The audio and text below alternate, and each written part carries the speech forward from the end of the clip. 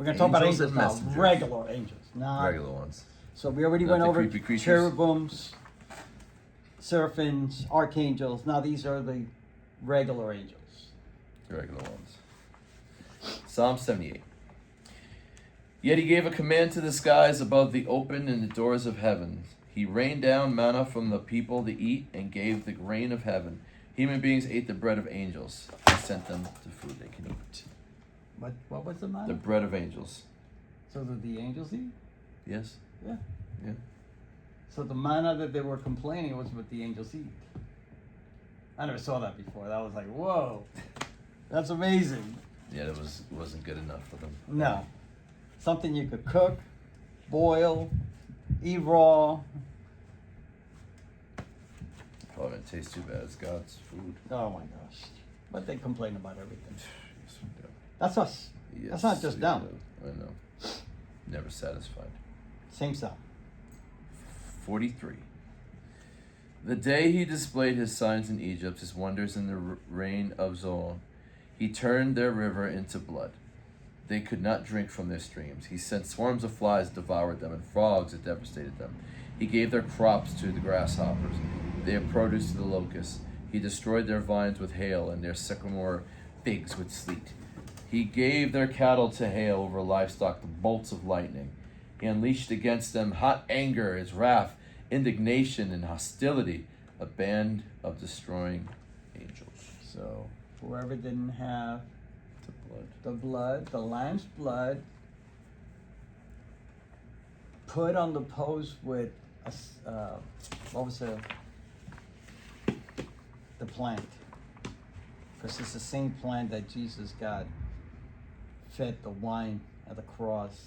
Oh my God, I can't think of the name right now. So it's for the you? Yeah. Yeah. Eucalyptus. Not eucalyptus. No, eucalyptus. Eucharist? No. No? Yeah, but it's the same plant that they put on the post. Mm-hmm. It's the same plant that they gave Jesus the wine and the vinegar and the cross, which is also thistle. I knew I could think of. Thistle. That was way. So it's all over the Bible, the thistle, symbolical. So now. So the angels kings. killed the kids Mm-hmm. at night. They came in. Okay, here we go. Here's the fun part. Kings 19. Yep. That night, the angel of the Lord went out and put death to 185,000 in the Assyrian camp. In one night. Yikes. And the people got up the next morning, they were all dead. Bodies everywhere. So Sennacherib, king of Assyria, broke camp and withdrew. He returned to Nazareth and stayed there. You got nobody else? He was terrified. You got nobody else? He was done. Yeah, everyone's But dead. one angel, Destroyed all those people. and it's tough because I'll get back to that one. So the angel of the Lord comes, kills 186,000 people in one night. Wow. That's a little powerful. A lot of powerful. And that's a lot of death and destruction. Wow. Yeah. Now we're gonna get to the good stuff. We're starting to putting stuff together. Mm-hmm. Okay. Matthew 13. Yeah, Matthew 13. Then he left the crowd and went into the house.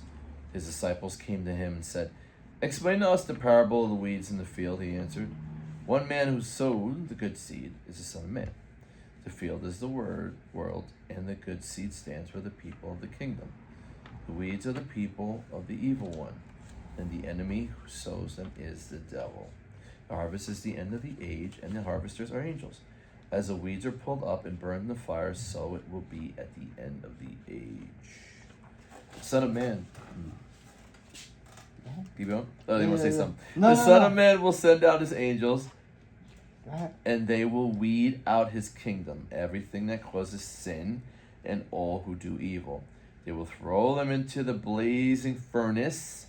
There will be weeping and gnashing of teeth, when the righteousness will shine like the sun in the kingdom of the Father. Whoever has ears, Let them hear. So who's going to take the good and the bad out? God. No, the angels. The angels. Also, So- they're the gardeners. Right. That's what he said. They're going to tend the field. So that's a parable. At the end of the To time, hell. while some are being burned Mm. because they're wicked and evil, the angels are plucking the righteous. So we'll bring that back up again. That's going to be a common theme. Matthew, this next is Matthew 24, 26. which we talked about Matthew 24 before. Oh, 24, 27, 24, right? yeah. For as lightning that comes from the east is visible even in the west, so will be coming of the Son of Man. Whether there is a carcass, there are vultures will gather. Immediately after the distress of those days, the sun will be darkened, and the moon will not give its light. The stars will fall from the sky, and the heavenly bodies will be shaken. Then will appear the sign of the Son of Man in heaven. Then all the people of the earth will mourn when they see the Son of Man coming in the clouds in heaven with power and great glory. He will send his angels with a loud trumpet call, and they will gather his elite from the four winds, from one end of the heavens to the other. So, let's picture this. When the Son of Man comes in the clouds, he will be seen, right? Everybody will see it. It says the sun will get darkened, the moon will give no light, the stars will fall out of the sky. Nighttime? No, I think it's nuclear war.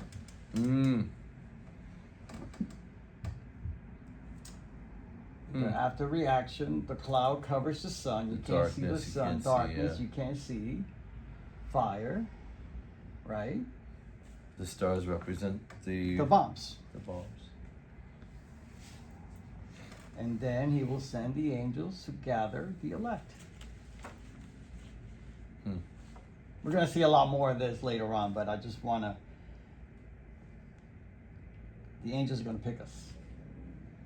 So saying we're going to be seeing some of it. Oh, yeah, no, we're going to see the beginning. bombs. We're going to see the bombs.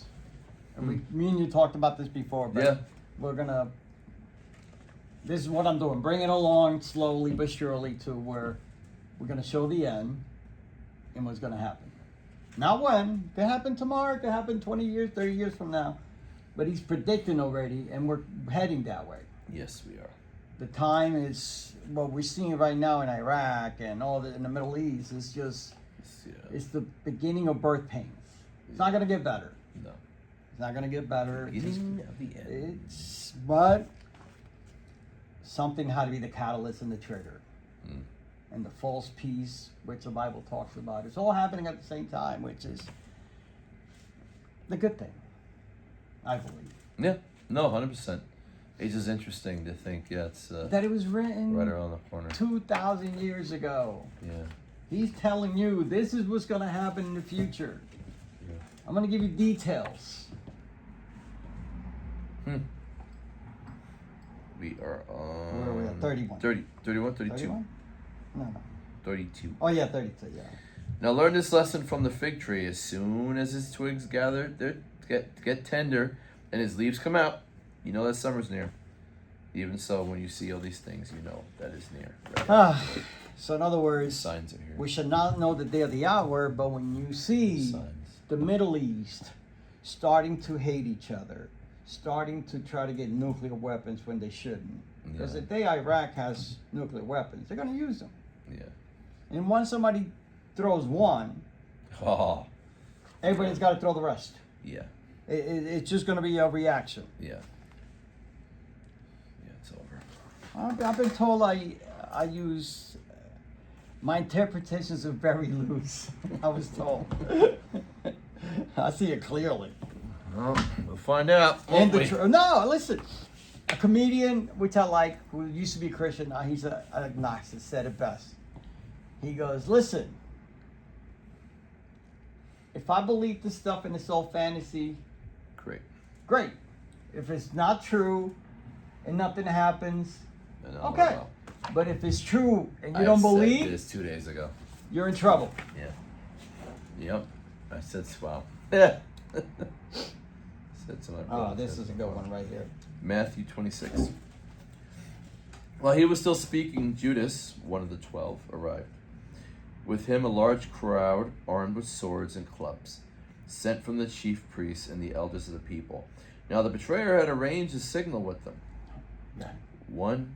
The one kiss is the man arrest him. I had such a hard time. I have such a hard time with Judas for a long time. He didn't mean to betray him. You know what he was doing? He was trying to help. Push the envelope, right? He was trying to help. He was trying to make the kingdom come faster. So he figures what a lot of Jews at the time believed was that the Messiah was going to be like David, killing all the Romans, taking over, and starting the kingdom here. Meanwhile, Jesus is telling them, no, that's not what I'm here for. I didn't bring that kind of peace. I'm here for the soul. I'm here to save you. I'm here for, the brokenhearted. And the reason I really believe it is because the moment it didn't work out and he got captured and they started beating him, he went and killed himself. If he would have waited, you know what I'm saying? If he would have waited longer or used the money, he gave him back the money. Yeah, he did. How sad. Please don't help God. They'll try to force Don't help God. You don't need help. Always remember that. You find yourself hanging. 49. Going at once to Jesus, Judas said, "Greetings, Rabbi," and kissed him. Jesus replied, "Do what you came for, friend." Then the man stepped forward, seized Jesus, and arrested him. There's a new teaching I just heard. That Jesus had to get permission to get arrested. He had to get permission to get betrayed. So he tells Judah after he dips, go do what you must. And the devil got into him, so he got permission. I'm not too sure about it, but it's pretty cool. No, it makes sense. And then now here he goes, go ahead, do what you must do when he kissed him. Yeah, do what you gotta do, friend. Friend, even to this time. Wow. The whole time he knew he was a betrayer and he treated him like gold. Yeah. That's amazing. It says a lot how we yeah, gotta no. be. That's great, yeah. Well, with that, one of Jesus' companions reached for his sword, drew it out, and struck the servant of the high priest, cutting off his ear. We know that was Peter, by the way. Put your sword back in its place, Jesus said to him, for all who draw the sword will die by the sword. Do you think I cannot call on my Father, and he will at once put at disposal more than 12 legions of angels? I looked it up. Legions of 1 legion 6,000. is 6,000. Slash. So he could have had 72,000 angels at his disposal any time during the crucifixion and the betrayal. One angel killed 185,000 people. They would have killed the earth. They would have destroyed everything. That's probably why he said what he said. Yeah. My God would destroy everything. Yeah. Here. Dude. And yet he did. No, he did. Yeah. He put up with everything. Yes, he did.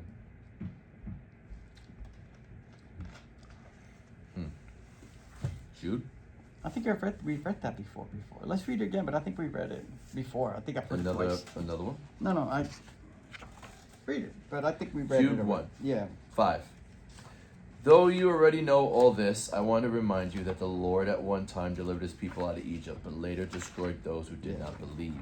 And the angels who did not keep their positions of authority, but abandoned their proper dwellings, have kept in darkness, bound with everlasting chains of judgment for the great day. In a similar way, Sodom and Gomorrah and the surrounding towns gave themselves up to sexual immorality and perversion. Yeah. They serve an example of those who suffer. We read it before, but yeah, I just put it twice. Just a reminder. Yeah. Genesis 6, there you go. Genesis 6 is here. There we go. See, I knew I had it. And that's why I put it here. So, this is what he's talking about in Jude 1. It's in Genesis 6.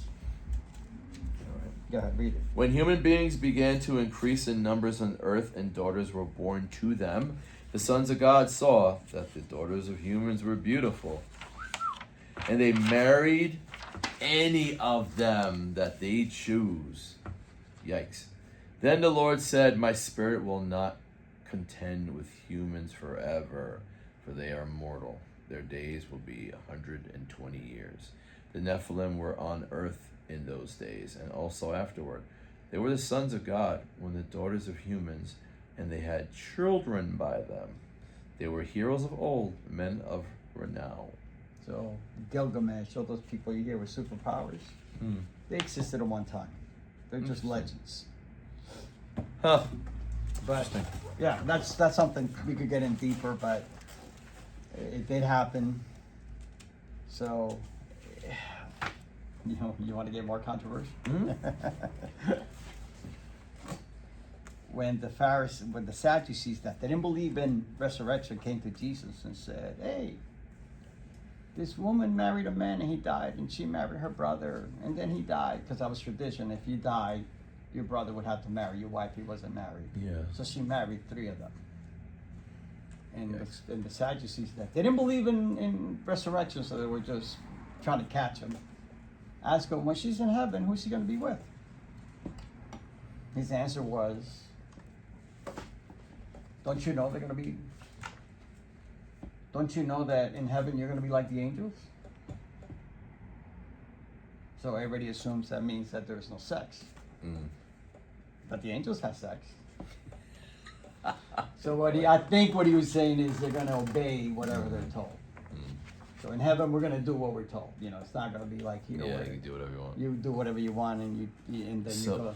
So you're saying there's a chance? I think there'll be better. Listen. Here's the not the dilemma, but what you got to think about. The Bible itself, Paul says that everything in heaven is a representation of everything that's in here, or everything here is a representation of everything that's in heaven. So there's got to be something akin to sex in heaven. Interesting. Everything that's the same except perfect. Might not even have to have intercourse. We don't know. Yeah. That's a good thing. It's better than anything we ever had down here, whatever. 100%.